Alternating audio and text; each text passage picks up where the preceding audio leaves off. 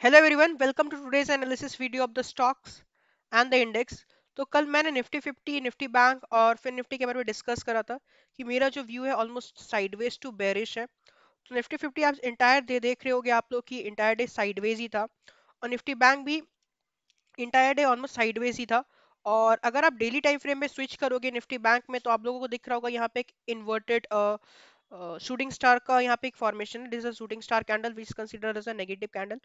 तो अगर मैं निफ्टी बैंक को देखूं, निफ्टी 50 को देखूं या फिर निफ्टी को देखूं तो ऑलमोस्ट सब में सिमिलर काइंड ऑफ स्ट्रक्चर का ही फॉर्मेशन है। तो ये जो पूरा वीक है आप लोग almost sideways to bearish plan कर सकते हो। आप लोग ऐसा कर सकते हो कि मार्केट में कभी भी आप लोगों को एक कंसोलिडेशन देखे या कोई पर्टिकुलर बियरिश पैटर्न का स्ट्रक्चर का फॉर्मेशन देखे तो उस पर्टिकुलर पैटर्न के स्ट्रक्चर के ब्रेकडाउन पे आप लोग वहां पे पुट बाइंग का सोच सकते हो, या नहीं तो आप लोग कॉल शॉर्टिंग भी प्रेफर कर सकते हो।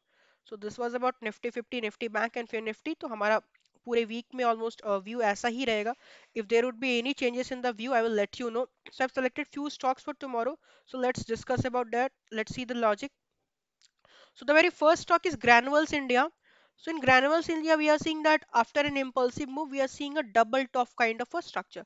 But I am not telling that this particular structure is a reversal structure, कि ऐसा नहीं कि यहाँ पे एक डबल टॉप का फॉर्मेशन हुआ तो यहाँ से ऑलमोस्ट एक रिवर्सल दिखेगा।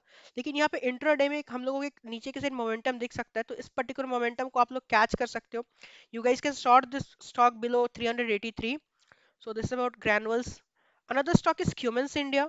In Cummins India, we are seeing a breakout, and the breakout looks quite promising because Cummins India is trading above a round level of 2000, right? And market में जो round numbers होते हैं उसको market बहुत ज्यादा respect करता है। तो कल अगर ये जो पर्टिकुलर स्टॉक है ऑलमोस्ट 2010 के ऊपर निकलता है तो आप लोग ह्यूमंस इंडिया में भी एक बाइंग ट्रेड प्लान कर सकते हो। Another stock is Jindal steel. Jindal steel में भी कुछ structure almost humans India type का ही है। यहाँ पे भी एक कंसोलिडेशन आया, राइट। कंसोलिडेशन के बाद यहाँ पे एक ब्रेकआउट है और ब्रेकआउट भी काफी ज्यादा स्ट्रांग है। तो कल के दिन अगर इस पर्टिकुलर ग्रीन कैंडल के हाई के ऊपर अगर जिंदाल स्टील निकलता है तो जिंदाल स्टील में भी हम लोग एक बुलिश ट्रेड प्लान कर सकते हैं। अनदर स्टॉक इज पॉलिसी बाजार। In Policy Bazaar, yesterday also I gave this particular stock for selling side, and this particular stock has performed quite good today. And again, you guys can plan a selling for tomorrow on this particular stock. If the low of this particular red candle is being taken out tomorrow, you guys can sort this particular stock. So these are the four stocks which I have selected for tomorrow, and that was all about Nifty 50, Nifty Frank, and Finifty. I hope this particular analysis video would be helpful. Thank you. See you in the another video.